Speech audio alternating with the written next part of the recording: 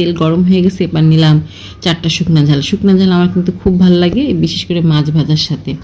তো আর ব্লেন্ড করা সর্ষে আর কাঁচামরিচ, পেঁয়াজ বাটা এগুলো আমি একসাথে দিয়ে দিলাম। তেলের মধ্যে দিয়ে দিলাম সামান্য একটু জিরা, সামান্য একটু হলুদ আর পরিমাণ মতো লবণ।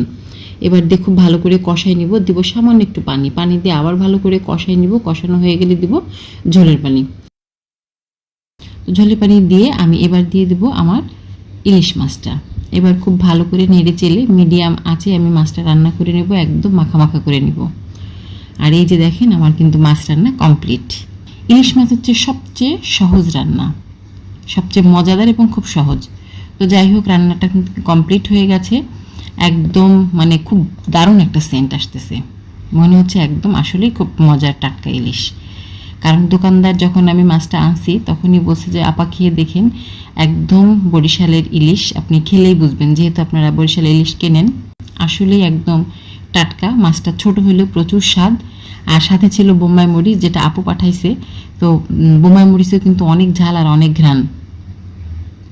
আলহামদুলিল্লাহ খুব মজা করে বোম্বাই মরিচ দিয়ে আর শুকনা ঝাল দিয়ে ইলিশ মাছ, সর্ষে ইলিশটা খেলাম, খুবই মজা লাগলো। সবাই ভালো থাকেন, আল্লাহ হাফেজ।